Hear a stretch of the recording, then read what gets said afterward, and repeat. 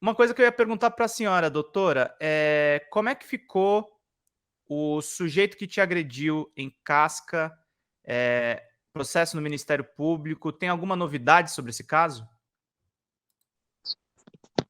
Então, Pedro, assim, ó, quanto à agressão que eu sofri, me parece, eu tenho só informações do pessoal da Proteção de Direitos Humanos, que ele vai ser denunciado por lesão corporal leve, que vai ficar nisso. Quanto ao Ministério Público, a denúncia de listas e de estabelecimentos identificados com estrelas e etc., nós não tivemos nenhum retorno do Ministério Público até a presente data. Nem eu como procuradora, nem eu como denunciante, nenhum retorno. Agora o recesso forense vai até amanhã. Na segunda-feira eu pretendo oficiar o Ministério Público para saber qual é a posição, até porque, além de ficar em Casca, eu fiz essa denúncia a nível federal para o Ministério Público Federal, especialmente para o doutor Henrico, no Rio Grande do Sul, que trabalha nessa área, para que isso seja federalizado. Porque nós tivemos algumas situações bem peculiares de um dos participantes desse movimento, que coordenou o movimento aqui. Ele entrevistou aquele grupo de índios, que um deles foi preso, que na verdade não era índio, era um pastor, era um, sei lá, um traficante, O Sererê. Aquele Sererê, aquele grupo foi entrevistado por um dos líderes aqui das paralisações. Ele foi a Brasília por conta dos empresários daqui, por conta própria, pelo que se sabe, ficaram hospedados em hotel e estiveram lá por mais de 30 dias, mobilizando os movimentos terroristas em Brasília também. E eu te faço essa pergunta dando um contexto para o pessoal que está nos acompanhando. Tem muitas pessoas que precisam conhecer melhor a história da senhora. Você foi colocada em listas de petistas, estabelecimentos petistas em Casca, no interior do Rio Grande do Sul, e dizendo para as pessoas utilizarem a estrela do PT. Isso lembra as táticas nazistas que eles utilizavam da estrela de Davi para taxar os opositores deles. Hoje, doutora Janaíra, a gente estava conversando antes de entrar no ar, está sendo articulado por esses grupos bolsonaristas uma ida a Brasília e falas muito preocupantes. Falas muito preocupantes desses influenciadores. Eles falam em tomar o Congresso e tá rolando uma grande desilusão com a partida do Bolsonaro. E eu tô com a senhora quando você fala que é um alívio a gente não ter ele aqui passando a faixa para o presidente Lula, mas eu acho que cenas como essa daqui, eu vou mostrar o vídeo para vocês, não é nem de hoje, isso aconteceu logo depois que ele partiu para Orlando, nos Estados Unidos. Eu acho isso aqui extremamente preocupante, medieval. Tem a sua dose de graça, mas eu acho que a graça já se perdeu faz tempo, quando as pessoas começam a ser agredidas, quando a coisa começa quando o discurso golpista começa a ganhar os traços que tem hoje. Eu acho que a gente vai ter que começar a pedir porque esse governo empossado tome providências, porque olha isso aqui, vamos ver juntos. Vocês têm que prender todos os generais vagabundas. Vocês têm que jurar a bandeira, porque se não honrarem essa bandeira, nós convocaremos a guerra santa. Não será mais guerra de homens, será a guerra de anjos e demônios.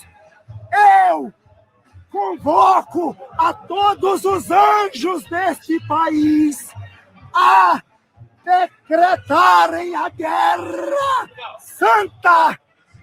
Vinde todos os anjos, Gabriéis e Rafaéis, unam-se ao povo do Senhor, ao povo que não nega a pátria e a fé, e vamos a guerra! A situação tá assim em Casca também, Janaíra? Como é que estão essas pessoas na rua? Não, aqui essas pessoas sumiram, não é? Elas se recolheram, porque depois que eu sofri agressão, que eu fui, que ele me bateu, enfim, na saída do meu escritório, e que por 3 dias eles publicaram exaustivamente nomes maravilhosos a meu respeito, e que aquele irmão em Cristo era uma vítima, fizeram um movimento na beira de asfalto orando pelo irmão Tondela. Fizeram um esparro aqui. E aí vieram as imagens das minhas agressões. Depois que vieram as imagens das minhas agressões, essas pessoas das redes, né, desapareceram, não tinha mais comentários daí nas redes, e ele continua postando num perfil fake, Roberto Matias, mensagens contra o governo Lula.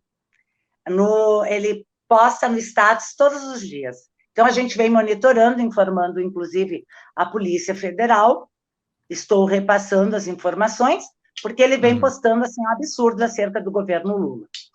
Então, Pedro, assim, me parece que as pessoas refrearam em detrimento da situação à vida aqui local, que as provas vieram à tona e as pessoas ficaram absolutamente desmoralizadas pelos comentários feitos.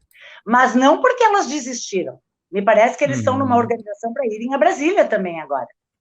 Pelo que nós estamos já captando nos movimentos dos grupos, tanto financeiramente como pessoalmente se manifestando para irem a Brasília. É uma coisa que a gente também tem que parar para pensar um pouco, né, doutora Janaíra? E, aliás, gente, muito obrigado a presença de todos vocês. Deem curtidas para essa live aumentar o nosso alcance. Importante vocês também mandarem superchats para a gente trazer a doutora Janaíra e outros convidados. Façam perguntas nos superchats que a gente repassa aqui para a doutora, que eu quero que vocês também participem aqui do nosso chat e ajudem a financiar o nosso canal.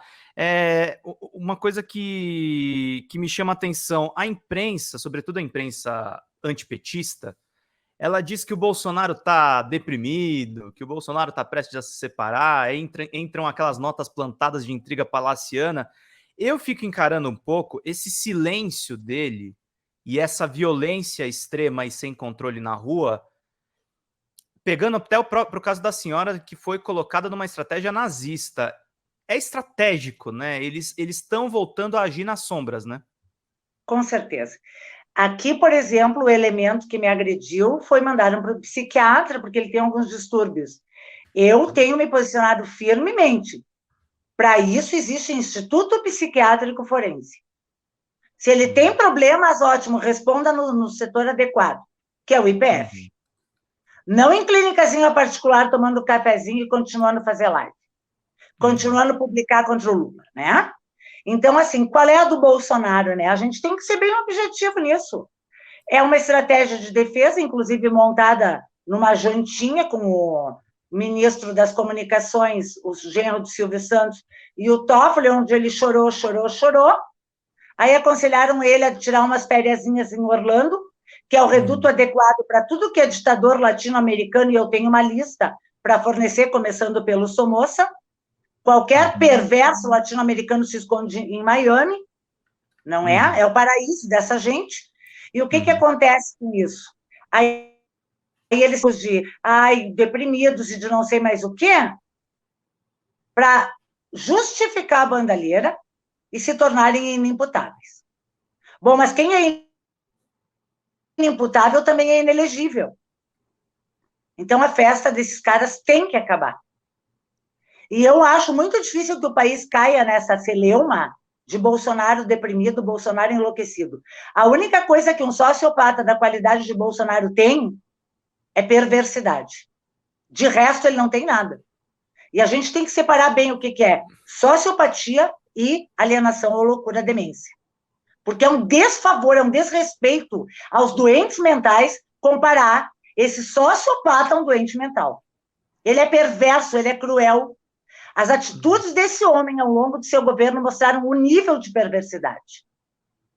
E o balanço da transição, que atrás elucida os dados deste governo, nos mostram que foi um governo de genocídio, sim. Não tem.